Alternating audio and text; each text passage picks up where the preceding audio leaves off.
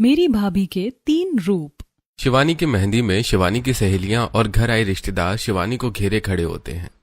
शिवानी बहन, अब तो तुम्हारी शादी हो जाएगी, अपने पति के साथ खूब पप्पी चप्पी होगी फिर। क्यों शिवानी, तू तो कहती थी कि शादी नहीं करूंगी, अपनी भाभी के साथ रहूंगी। क्या हुआ, भाभी से ज्यादा हैंडसम लड़का मिल गया ना अब तो। ओफो, आप लोग जब से आए हैं तब से मुझे परेशान कर रहे हैं, किसी न किसी बहाने से मुझे छेड़े जा रहे हैं। भाभी कहाँ है? भाभी क्यों रे, अपने ससुराल में भी अपनी भाभी को लेकर जाएगी क्या? तेरी शादी है तो तेरे साथ मजाक नहीं करेंगी ये लोग, तो किसके साथ करेंगी? बिल्कुल सही कह रही है। अब तो बस हम इसकी गोद भराई के लड्डू खाना चाहते हैं। ससुराल जाते ही जल्दी से हमें अपनी गोद भराई की खुशखबरी सुना देना। मेहंदी फंक्शन संभाल रही गीतांजलि अपनी नंद शिवानी के पास आती है। अरे ओफो, आप लोग क्यों मेरी प्यारी सी ननद को परेशान कर रहे हैं? गीतांजलि को देखते ही सोफे पर बैठी शिवानी किसी बच्चे की तरह गीतांजलि की कमर को पकड़ गीतांजलि से चिपक जाती है। ये देखो, इस पगली को अपने पति को गले लगाने की उम्र में अपनी भाभी को गले लगा रही है। देखो ना कैसे बच्ची की तरह अपनी भाभी की कमर पकड़कर बैठी हुई है, जैसे भाभी इसकी माँ हो। सही कह रहे हैं आप, मैं अपनी प्यारी नंद की माँ जैसी भी हूँ, उनकी दोस्त भी हूँ, उनकी बहन भी हूँ। अब कोई भी मेरी नंद का मजाक नहीं उड़ाएगा। भाभी देखो ना, ये लोग हल्दी फंक्शन से मेरा मजाक उड़ा रहे हैं, और ये शनाया तो जब से मेरी शादी तय हुई है तब से मेरा मजाक उड़ा रही है। इन लोगों की अच्छी से डांट लगाओ। आई बड़ी भाभी भगत। अरे ये दोनों भाभी और नंद की जोड़ी पानी और मछली की तरह है, दोनों एक दूसरे के बिना रह नहीं सकती हैं। ठीक है, अब कोई भी मेरी नंद के आसपास नहीं भटकेगा। इनकी मेहंदी है, जाइए आप लोग मेहंदी लगवाइए। अपनी नंद को मैं अपने हाथों से मेहंदी लगाऊंगी। इतना कहकर गीतांजलि शिवानी के हाथों में मेहंदी लगाने लगती है। ऐसी रस्में बीतती हैं और आज का दिन बीतता है। अगले दिन शिवानी अपने कमरे में दुल्हन के जोड़े में तैयार मेकअप आर्टिस्ट से मेकअप करवा रही होती है। गीतांजलि भी शिवानी के साथ बैठी होती है। मैम, आप अपने फेस को थोड़ा रिलैक्स कीजिए, ऐसे में आपका मेकअप नहीं कर पाऊंगी। क्या हुआ नंद जी, आप इतना परेशान क्यों लग रही हैं? भाभी, मुझे बहुत घबराहट हो रही है। मेरी शादी है और मैं अपने पति के बारे में कुछ जानती भी नहीं हूँ, उन्हें सही से देखा भी नहीं है। ये तो बड़ों का फैसला है, देखा तो मैंने भी नहीं है, और सामने से फोटो मांगकर आपको दिखा भी नहीं सकती, वरना खराब लगेगा। भाभी, मेरी पहली शादी है, मुझे बहुत घबराहट हो रही है, कहीं कुछ गड़बड़ ना हो जाए। घबराइए मत नंद जी, पहले पहले शादी में ऐसा होता है। मैं भी जब पहली बार शादी की थी तब बहुत घबरा रही थी, फिर 10वीं शादी जब आपके भैया की थी तब मेरी घबराहट खत्म हुई। क्या भाभी, 10वीं शादी की है आपने? आपने कभी बताया नहीं। अरे नंद जी, सबकी पहली बार ही शादी होती है, आप घबरा रही थी इसलिए मैंने मजाक किया। अब मुस्कुराइए और अच्छे से अपना मेकअप करवाइए।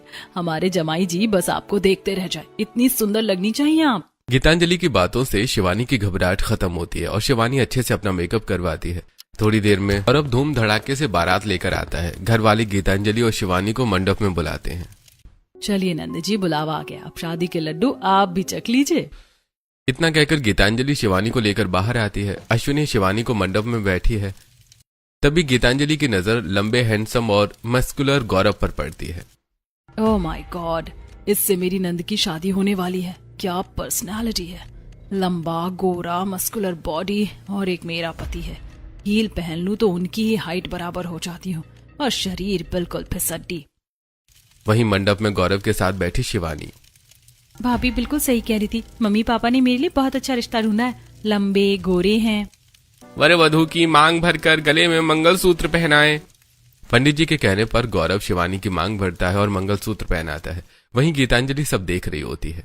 नहीं नहीं नहीं नहीं नहीं, अरे नहीं, मांग भर दी, मंगलसूत्र भी पहना दिया, उफ। विवाह संपन्न हुआ, आज से आप दोनों पति पत्नी हैं। अब अपने माता पिता का आशीर्वाद लीजिए।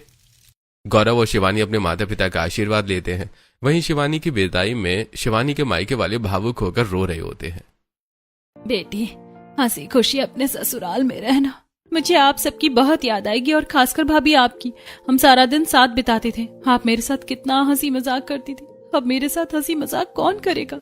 नंद जी रोइए मत, ये तो खुशी का मौका है। आप विदा होकर ससुराल ही तो जा रही हैं, जब मन करे मुझसे मिलने आ जाया करिए।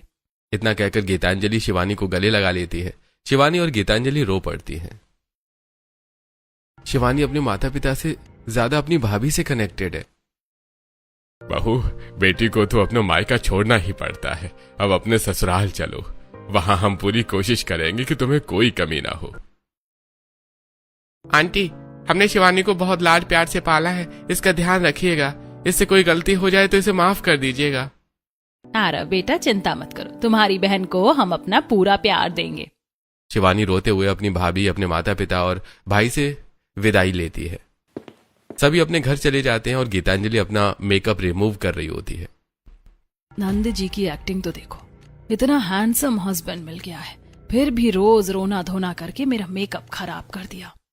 वहीं दूसरी तरफ शिवानी गौरव के साथ विदा होकर अपने ससुराल के दरवाजे पर पहुंचती है। वहां शारदा आरती की थाली लिए शिवानी का गृह प्रवेश करवा रही होती है। बहू, दाहिने पैर से कलश गिराकर गृह प्रवेश करो। शिवानी दाहिने पैर से कलश गिराकर अपने ससुराल में गृह प्रवेश करती है। बहू, तुम्हारी और तुम्हारी भाभी की दोस्ती देखकर मेरी आंखों में आंसू आ गए थे। मेरी भाभी और मेरी बहुत अच्छी बॉन्डिंग है, उनसे दूर होना मेरे लिए बिल्कुल आसान काम नहीं है। मैं ऐसा मत सकती हूँ बहू, अब तुम अपने पति के साथ कमरे में जाओ और आराम करो। इतना कहकर शारदा गौरव और शिवानी को कमरे में पहुंचाती है। हमारी शादी हमारे माता पिता ने तय की थी।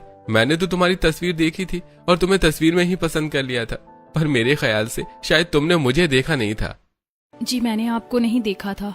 मम्मी पापा ने कहा कि हमने एक अच्छे लड़के से तुम्हारी शादी तय की है और इस तारीख को शादी है, फिर मैंने भी कुछ नहीं पूछा। अब बताओ मैं तुम्हें कैसा लगता हूँ? आप बहुत अच्छे हैं, लंबे गोरे हैं और घर भी आपका बहुत अच्छा है। देखो, मुझे आप कहकर मत बुलाओ, या तो मुझे गौरव कहो या फिर मेरी तरह तुम कहकर बुलाओ। आज के मॉडर्न जमाने में ये आप अच्छा नहीं लग रहा है और मैंने तुम्हारे लिए गिफ्ट भी लिया है, मैं अभी दिखाता हूँ। इतना कहकर गौरव अपनी अलमारी से एक सुंदर नेकलेस निकालता है और शिवानी के सामने रखता है। वाओ, ये तो बहुत ब्यूटीफुल है, मैं इसे जरूर पहनूंगी। रविवार के दिन मेरी छुट्टी रहेगी, उस दिन हम घूमने चलेंगे, तब तुम इसे पहनना। मैं इसकी एक फोटो क्लिक कर सकती हूँ? हाँ, इसमें पूछने की कौन सी बात है।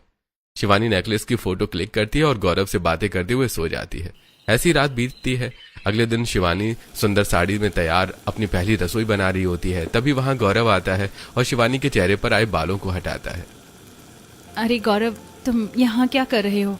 अरे मैं तुम्हारी मदद करने आया हूँ, तुम पूड़ियाँ तलो, मैं पूड़ी बेल देता हूँ।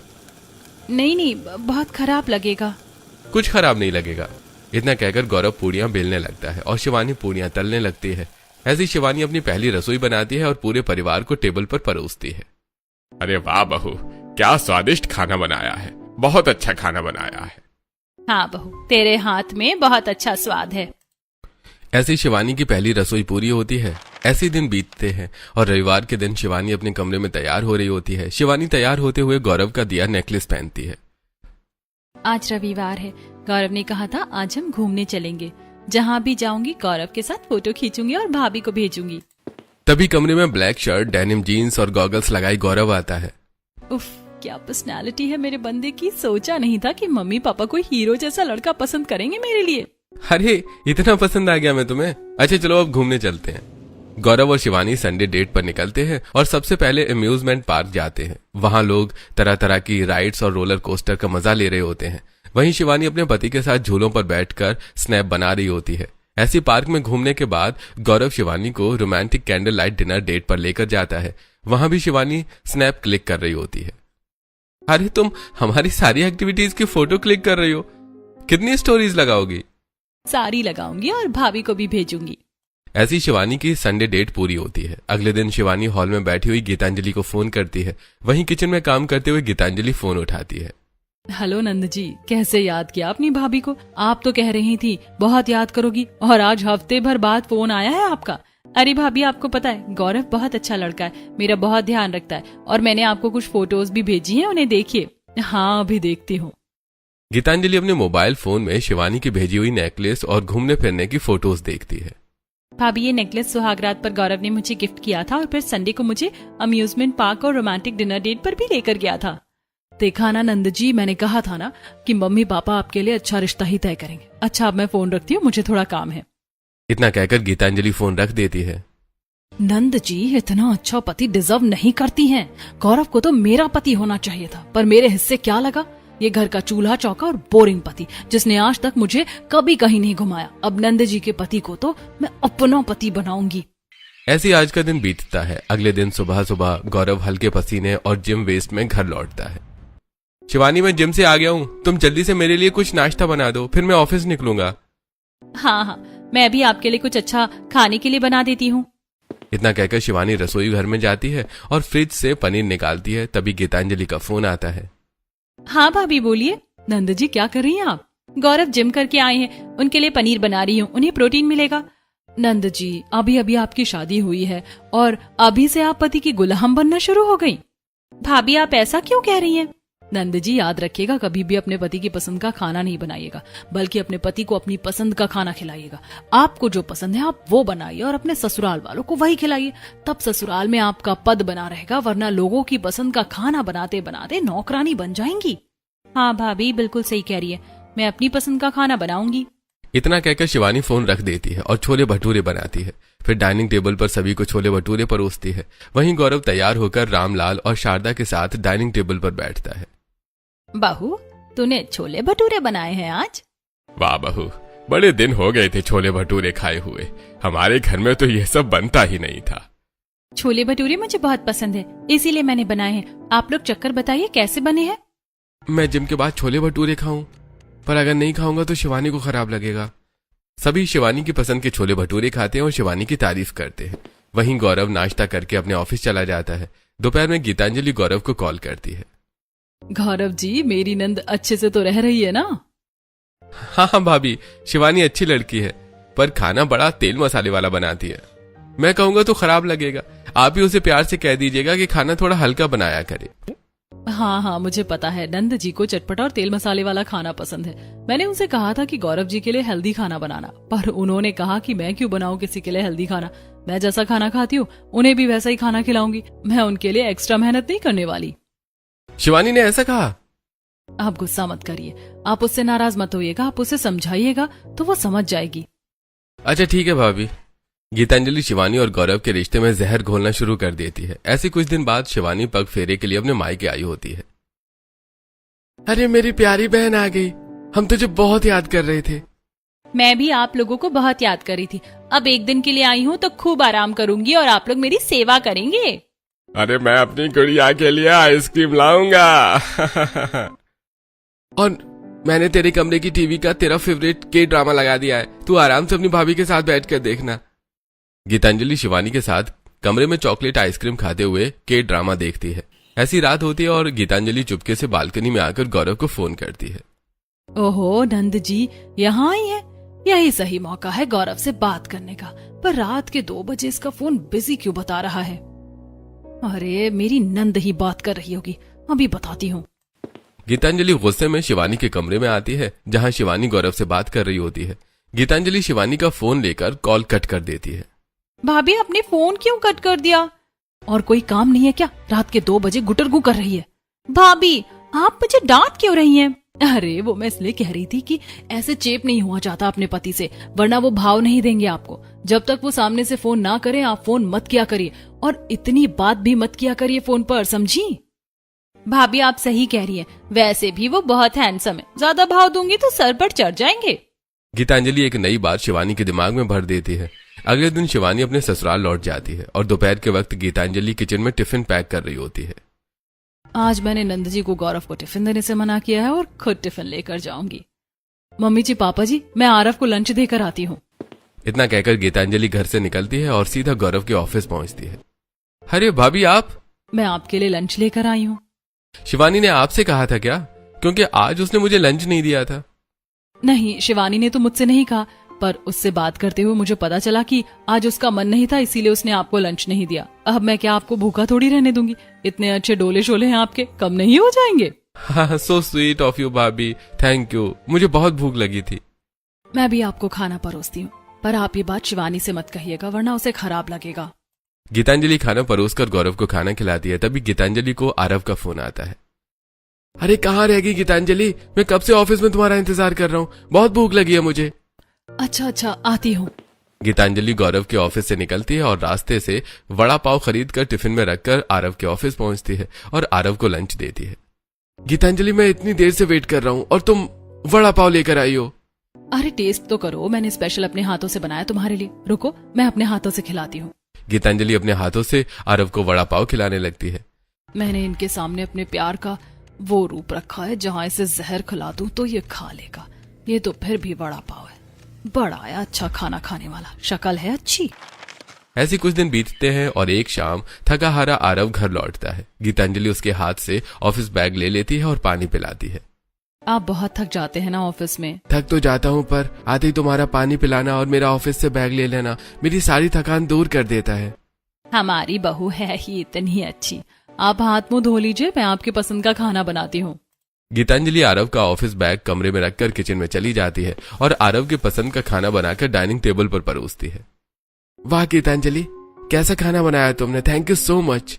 अरे बहू, कभी हमारे भी पसंद का खाना बना दिया करो, हमेशा अपने पति की पसंद का खाना बनाती हो। ऐसे ही सभी को खाना खिलाने के बाद गीतांजलि सारे काम खत्म करके अपने कमरे में आती है और लेटे हुए आरव के पांव दबाने लगती है। अरे अरे गीतांजलि, तुम मेरे पांव मत दबाओ। क्यों नहीं दबाओ, पति के पाँव में ही तो पत्नी का स्वर्ग होता है, आप आराम कीजिए। गीतांजलि के पांव दबाने से आरव गहरी नींद में चला जाता है और वहीं कमरे के बाहर खड़ी अश्विनी ये सब देखती है। मुझे सीता जैसी बहू मिली है, मेरे बेटे को सीता जैसी पत्नी मिली है, कितना ख्याल रखती है मेरे बेटे का। ऐसी रात के 1 बजते हैं और आरव गहरी नींद में सो रहा होता है। वहीं गीतांजलि गौरव को फोन करती है और गौरव फोन उठाकर बालकनी में चला जाता है। हेलो भाभी, सब ठीक है ना? आपने इतनी रात के फोन किया? हाँ हाँ सब ठीक है। आपको फोन लग गया क्या? वो मैं अपनी सहेली को फोन कर रही थी। वहाँ भी सब कुछ ठीक है ना? हाँ भाभी, सब कुछ ठीक है। और आपके डोले शोले बढ़े या नहीं? कामकाज कैसा चल रहा है? हाँ भाभी, मेरा बाइसेप 1 इंच और बढ़ गया है। गीतांजलि गौरव से बातें करने लगती है। ऐसे 3 बजते हैं और शिवानी की आंख खुलती है। इस वक्त गौरव किससे बात कर रहा है? भाभी को बताकर भाभी से राय लूंगी। ऐसी रात बीतती है। अगले दिन बालकनी में खड़ी शिवानी गीतांजलि को फोन करती है। भाभी, आपको पता है रात के 3 बजे गौरव किसी से फोन पर बात कर रहे थे। आपके ज्यादा भाव देने से वो सर पर चढ़कर अब दूसरी लड़की से बात कर रहे हैं। भाभी, मैं अभी घर में सभी को बता देती हूँ, फिर पूछूंगी इनसे। नहीं नहीं, ऐसा मत करिएगा वरना वो चौकन्ना हो जाएंगे। पहले कोई पुख्ता सबूत ढूंढिए, तब तक आप घर का कोई काम मत करिए, उनका भी कोई काम मत करिएगा, तब उन्हें सबक मिलेगा। ठीक है भाभी, मैं ऐसा ही करूंगी। शिवानी फोन रखकर हॉल में आती है। बहू, जरा बाजार जाकर घर का सारा राशन लिया, सारा राशन खत्म हो गया है। मम्मी जी, इतनी तेज धूप में मैं बाजार नहीं जाऊंगी, मैं क्या नौकरानी हूँ जो सामान लेकर आऊं? ये सब मुझसे नहीं होगा। बहू तो इस घर की बहू है, नौकरानी की बात कहाँ से आ गई? शारदा बहू ठीक ही कह रही है, इतनी तेज धूप में वो कहाँ राशन लेने जाएगी। बहू तू ठंडा शरबत तैयार कर, मैं राशन लेकर आता हूँ। तेज चिलचिलाती धूप में रामलाल राशन लेने निकलते हैं और थोड़ी देर बाद पसीने से लथपथ राशन लेकर घर आते हैं। बहू, अरे बहू कहाँ है? शारदा, बहू ने मेरा शरबत बनाया होगा, जरा देना तो, चक्कर आ रहे हैं। आपकी बहू कमरे में आराम कर रही है, उसने आपके लिए कुछ नहीं बनाया, मैं बनाकर लाती हूँ। बड़े आए मुझसे शरबत बनवाकर पीने वाले, कुछ नहीं करूंगी इस घर के लिए। ऐसी कुछ दिन बीतते हैं। शिवानी न घर में खाना बनाती है और ना ही घर के दूसरे कामों को हाथ लगाती है और ना ही गौरव को सही वक्त पर खाना देती है। ऐसे ही 1 हफ्ता बीत जाता है और आज शिवानी गीतांजलि को फोन करती है।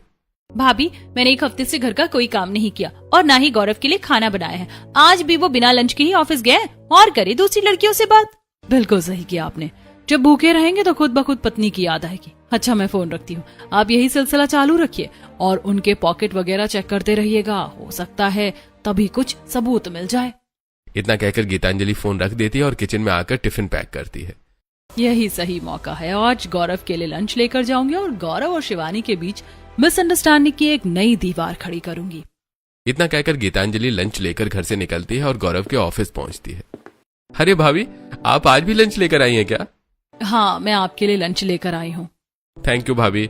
शिवानी तो मुझे हफ्ते भर से सही से खाना ही नहीं दे रही है और आपको तो पता ही है मुझे अच्छी खासी भूख लगती है। अब क्या कर सकते हैं, मेरी नंद है ही जिद्दी और कामचोर, पर मैं हूं ना आपका ख्याल रखने के लिए। आइए मैं खाना परोसती हूँ। गीतांजलि गौरव को खाना परोसती है और उसके साथ बैठकर खाना खाती है। अरे भाभी, आप बहुत अच्छी हैं, आप मेरा कितना ख्याल रखती हैं। काश मुझे भी आपकी ही तरह की बीवी मिली होती, न कि शिवानी की तरह। कुछ दिन तो अच्छी थी पर अब उसके नखरे शुरू हो गए हैं। अरे उन्हें छोड़िए, मैं हूं ना आपका ख्याल रखने के लिए, आप खाना खाइए। हर मर्द के दिल का रास्ता उसके पेट से होकर जाता है। अगर इन्हें मेरा खाना पसंद आ रहा है तो बस एक छोटे से झगड़े के बाद इन्हें मैं भी पसंद आने लगूंगी। भाभी, आपने बहुत अच्छा खाना बनाया था, मेरा पेट भर गया। मैं हाथ धोकर आता हूँ। गौरव अपना ब्लेजर अपनी चेयर पर छोड़कर हाथ धोने चला जाता है। यही सही मौका है। इतना कहकर गीतांजलि गौरव के ब्लेजर की जेब में अपना लेडीज रुमाल रख देती है और ब्लेजर के कॉलर पर अपनी होठों से लिपस्टिक का निशान लगा देती है। तभी अचानक गौरव वापस आता है। ठीक है गौरव जी, अब मैं चलती हूँ। कोई जरूरत हो या कोई परेशानी हो तो मुझे फोन कीजिएगा। इतना कहकर गीतांजलि गौरव के ऑफिस से चली जाती है। ऐसे ही आज का दिन बीतता है। अगले दिन शिवानी बाथरूम में गंदे कपड़ों के पास आती है जहां गौरव का ब्लेजर भी रखा होता है।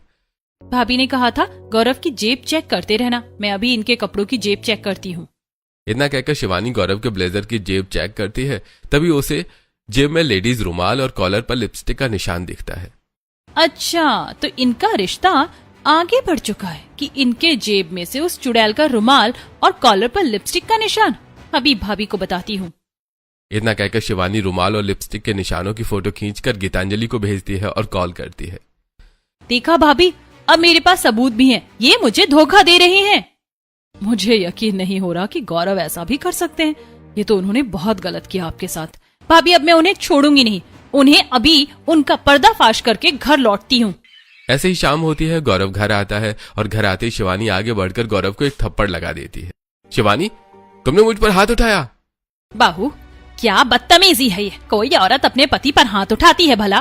पति ये धोखेबाज हैं। ये देखिए, इनके ब्लेजर के कॉलर पर लड़कियों के लिपस्टिक के निशान हैं, जेब में लड़कियों का रुमाल। क्या है ये सब? गौरव, क्या मतलब है इन सब का? मुझे नहीं पता ये रुमाल मेरी जेब में कहां से आया, और ये लिपस्टिक के निशान मुझे नहीं पता ये सब कहां से आए। हाँ, अब मगरमच्छ की तरह आंसू बहाइए, बंदर की तरह गोल गोल बातें मत करिए। मैंने अपनी आंखों से देखा है रात रात भर आपको दूसरी लड़कियों से बात करते हुए। अब नहीं रहना मुझे ऐसे धोखेबाज आदमी के साथ। नहीं नहीं बहू, ऐसा मत कर, जरूर कुछ गलतफहमी हुई है। कौन सी गलतफहमी मम्मी जी? आपको शर्म नहीं आ रही है? इतने सारे सबूत सामने होने के बाद भी आप अपने बेटे का साथ दे रही हैं। गौरव, तूने ये बहुत गलत किया, तुझे ये नहीं करना चाहिए था। गौरव घर वालों को समझाने लगता है। वहीं शिवानी कमरे में जाती है और अपना लगेज लेकर नीचे आती है। इतना कहकर शिवानी अपने ससुराल से निकलती है और मायके आकर सारी कहानी अपने घर वालों को बताती है। मैंने कभी नहीं सोचा था कि शादी के शुरुआती दिनों में इतना प्यार करने वाला गौरव मेरे साथ ऐसा करेगा। गौरव ने मेरा दिल तोड़ दिया है। गौरव ने मेरे साथ विश्वासघात किया है। उसकी इतनी हिम्मत! मैं अभी उसे सबक सिखाता हूँ। अरे नहीं बेटा, ऐसे बात बिगड़ जाएगी। नंद जी, आप रोइए मत, सब कुछ ठीक हो जाएगा। और आप लोग शांत रहिए, मैं गौरव जी से बात करूंगी, वो लड़की का चक्कर छोड़ देंगे। 2 दिनों बाद गौरव और शिवानी के बीच सब कुछ क्लियर कराने के लिए गीतांजलि गौरव को एक कैफे में बुलाती है। मैंने आज गौरव को बुलाया है और जा रही हूँ उनसे बात करने। उन्हें समझाने की पूरी कोशिश करूंगी। बहुत ज्यादा गिड़गिड़ाना मत। अगर वो माफी मांगता है तो ठीक है, वरना छोड़ देना। गीतांजलि घर से निकलती है और एक शॉपिंग मॉल में जाकर चेंजिंग रूम में चली जाती है। थोड़ी देर बाद गीतांजलि रेड कलर की सुंदर मॉडर्न ड्रेस पहनकर बाहर आती है। नंद जी बता रही थी कि गौरव को रेड कलर बहुत पसंद है और आज मैं ये रेड कलर की ड्रेस पहनकर गौरव को प्रपोज कर दूंगी। गीतांजलि मॉल के कैफे में आती है और गौरव के साथ बैठती है। भाभी, आज आप मॉडर्न ड्रेस पहनकर आई हैं? हाँ, मैं कभी कभी मॉडर्न ड्रेस भी पहन लेती हूँ। और ये देखिए, मैंने आपकी फेवरेट रेड कलर की ड्रेस पहनी है। आपको रेड कलर पसंद है ना? हाँ भाभी, मुझे रेड कलर बहुत पसंद है। तो फिर बताइए ना, मैं कैसी लग रही हूँ इस रेड ड्रेस में? अच्छी लग रही हूँ ना? अरे भाभी, आप बहुत प्रिटी लग रही हैं, बहुत ब्यूटीफुल लग रही हैं। आप भी मुझे बहुत अच्छे लग रहे हैं। काश मेरे पति भी आपके जैसे होते। हाँ भाभी, काश आप जैसी मेरी भी बीवी होती। गीतांजलि धीरे से हाथ आगे बढ़ाकर गौरव का हाथ पकड़ती है। गौरव, सच बताऊं तो मैं तुम्हें बहुत पसंद करती हूँ। तुम मुझे बहुत अच्छे लगते हो। भाभी, आप भी मुझे बहुत अच्छी लगती हैं। काश मेरी शादी आपके साथ हुई होती ना कि उस शिवानी के साथ। मेरी बात मानने कोई तैयार ही नहीं है कि मैं उसे धोखा नहीं दे रहा हूँ। मुझे पता है आप नंद जी को धोखा नहीं दे रहे हैं। वो आपके ब्लेजर में रुमाल और लिपस्टिक के निशान उन्होंने खुद बनाए हैं। पर क्यों भाभी, और आपको कैसे पता? क्योंकि उनकी शादी उनकी मर्जी के बिना हुई है और वो किसी दूसरे लड़के को पसंद करती हैं। कल रात ही मैंने उन्हें बात करते हुए सुना है कि वो बहुत जल्द आपसे डिवोर्स भी ले लेंगी। अगर ऐसी बात है तो मैं भी नहीं रहूंगा ऐसी लड़की के साथ। भाभी, उसे डिवोर्स देकर मैं आपसे शादी करूंगा। शादी तो मैं भी आपसे करना चाहती हूँ। I love you. हाँ, आई लव यू टू भाभी। बहुत जल्द उसे डिवोर्स देकर मैं आपसे शादी करूंगा। गीतांजलि के बहकावे में आकर गौरव गीतांजलि को प्रपोज कर देता है। वहीं गीतांजलि कपड़े बदलकर दोबारा अपने घर आती है। भाभी, गौरव ने क्या कहा? वो लड़की का चक्कर छोड़ देगा ना? अगर अभी मैंने कह दिया कि वो डिवोर्स देना चाहते हैं तो ये खुद बात करने लगेंगे। पहले डिवोर्स पेपर तैयार होने देती हूँ, फिर सीधे साइन करवाऊंगी। हाँ, मैंने उन्हें समझाया है, वो समझ जाएंगे, आप टेंशन मत लीजिए। इतना कहकर गीतांजलि अपने कमरे में चली जाती है और अब गीतांजलि रोज गौरव से फोन पर बातें करने लगती है और दोपहर में उसके लिए खाना लेकर जाती है। ऐसे ही एक दिन शिवानी गीतांजलि को घर से खाना लेकर निकलते हुए देखती है। ये भाभी रोज रोज लंच किसके लिए लेकर जाती हैं, वो भी इतना हेल्दी। गीतांजलि लंच लेकर ऑफिस कैंटीन में गौरव से मिलती है और उसे अपने हाथों से पनीर के पराठे खिला रही होती है। पनीर में बहुत प्रोटीन होता है ना, इसीलिए खास मैंने तुम्हारे लिए पनीर के पराठे बनाए हैं। अरे तुम मेरा बहुत ध्यान रखती हो, मैं बहुत जल्दी तुमसे शादी करूंगा। गौरव को खाना खिलाकर गीतांजलि घर आ जाती है। ऐसे कुछ दिन बीतते हैं और रात के 3 बजे गीतांजलि गौरव से फोन पर बातें कर रही होती है। मैंने वकील को डिवोर्स पेपर तैयार करने के लिए कह दिया है। डिवोर्स पेपर आते ही मैं आरव को डिवोर्स देकर तुमसे शादी कर लूंगी और फिर तुम भी नंद जी को डिवोर्स दे देना। तभी आरव की नींद खुलती है। गीतांजलि, इतनी रात को किससे बात कर रही हो? कौन है? तुमसे मतलब मैं किसी से भी बात करूं? ये क्या माजरा है? गीतांजलि मुझसे ऐसे क्यों बात कर रही है? ऐसे कुछ दिन बीतते हैं और एक दिन दोपहर में गीतांजलि बिखरे बाल और गालों पर थप्पड़ के निशान के साथ रोते हुए अपने कमरे से बाहर निकलती है। पूरा परिवार इकट्ठा हो जाता है। अरे बचाओ, कोई मुझे बचाओ। अरे क्या हो गया बहू, तुझे किसने मारा है? यार मुझे थप्पड़ पर थप्पड़ मारे जा रही है। ये क्या कह रही हो गीतांजलि? मैं तो अभी बाथरूम से बाहर निकला हूँ। मैं तो तुम्हारी आवाज सुनकर बाथरूम से बाहर निकला। ये झूठ कह रहे, ये किसी लड़की से बात कर रहे थे और मैंने इन्हें रंगे हाथ पकड़ लिया तो ये मुझे मारने लगे। आरव, तेरी इतनी हिम्मत, तू भी उस गौरव की तरह अपनी पत्नी को धोखा दे रहा है। अरे नहीं नहीं, ये झूठ कह रही है। गीतांजलि झूठ बोल रही है। माफ कीजिएगा पापा जी, माँ जी, अब मैं यहाँ नहीं रह सकती। मेरा पति ही अपना नहीं रहा और आपको पता है इन्होंने डिवोर्स पेपर भी बनवा लिए हैं। इतना कहकर गीतांजलि कमरे से खुद के बनवाए डिवोर्स पेपर लेकर आती है और उस पर साइन करती है। लीजिए ये डिवोर्स पेपर, इसीलिए आपने बनवाए थे ना, ताकि आप मुझे छोड़ सके। मैंने साइन कर दिया है इस पर। गीतांजलि रोते हुए अपने ससुराल से निकल जाती है और अपनी वेशभूषा ठीक करके गौरव के घर आती है। गौरव, मैं आरव को डिवोर्स देकर आ गई हूँ। अब वो कुछ करे इससे पहले जल्दी चलो, हम दोनों शादी कर लेते हैं। अरे नहीं नहीं, अब मैं आपसे शादी नहीं कर सकता। शिवानी लौट आई है, उसने मुझे माफ कर दिया है। क्या बकवास कर रहे हो? ऐसा कैसे हो सकता है? तभी गीतांजलि और गौरव का पूरा परिवार ताली बजाते हुए हॉल में आता है। आप लोग ताली क्यों बजा रहे हैं और आप सब यहाँ कैसे हैं? एक भाभी होकर नंद के रिश्ते में दरार डाल रही थी और तुम्हें लगा हमें पता नहीं चलेगा? मेरी भाभी के 3 रूप हैं, ये मुझे नहीं पता था, वो भी इतने गंदे। आज मुझे शर्म आ रही है आपको भाभी कहते हुए। इतना कहकर शिवानी अपने फोन को टीवी से कनेक्ट करती है और वीडियो प्ले करती है। गीतांजलि अपनी चारों उंगलियों में लिपस्टिक लगाकर अपने कमरे में खुद को थप्पड़ मारने लगती है। मैं खुद के हाथों से अपने गालों पर थप्पड़ मारने के निशान बनाऊंगी और आरव को बदनाम करके डिवोर्स ले लूंगी। मुझे तुम पर शक तो तभी हो गया था जब तुमने मुझे उल्टा जवाब दिया था। उसी वक्त मैंने शिवानी से बात की। और किस्मत से एक दिन मैंने भी आपका पीछा किया। भैया कह रहे थे कि भाभी किसी से बात करी थी। मैं भी भाभी का पीछा करती हूँ, देखूं तो कहाँ जाती है। इतना कहकर शिवानी गीतांजलि का पीछा करती है और गीतांजलि को गौरव को पनीर के पराठे खिलाते हुए देख लेती है। अच्छा तो ये बात है, मुझे इसी वक्त गौरव से बात करनी पड़ेगी। उसके बाद हम सभी एक पार्क में मिले और तुम्हारा सारा कच्चा चिट्ठा हमारे सामने आ गया। हम तो बस इंतजार कर रहे थे कि तुम खुद के पेट पर कुल्हाड़ी मारो, उसके बाद हम तुम्हें सबक सिखाते हैं। मैंने डिवोर्स पेपर साइन कर दिए हैं, अब तुम्हें घर आने की जरूरत नहीं है। मुझे माफ कर दीजिए, मुझसे गलती हो गई, मुझे डाइवोर्स मत दीजिए। गीतांजलि की बात अनसुना करके आरव, मनीष और अश्विनी अपनी गाड़ी में बैठकर घर की तरफ निकल जाते हैं। वहीं गीतांजलि गाड़ी का पीछा करते हुए सड़क पर ही घुटनों के बल गिर जाती है। सब कुछ बर्बाद हो गया है, मैं कहीं की नहीं रही, मैं कहीं की नहीं रही। फूट फूट कर रोते हुए गीतांजलि अपना सिर जमीन पर लगाती है और दोनों हाथों से खुद का चेहरा छुपाकर रोने लगती है। और अचानक गीतांजलि सिर उठाकर पागलों की तरह हंसने लगती है। मैं हार नहीं मानूंगी मैं हार नहीं मानूंगी। अब आपको क्या लगता है गीतांजलि अब क्या करेगी? जानने के लिए पार्ट 2 कमेंट करें।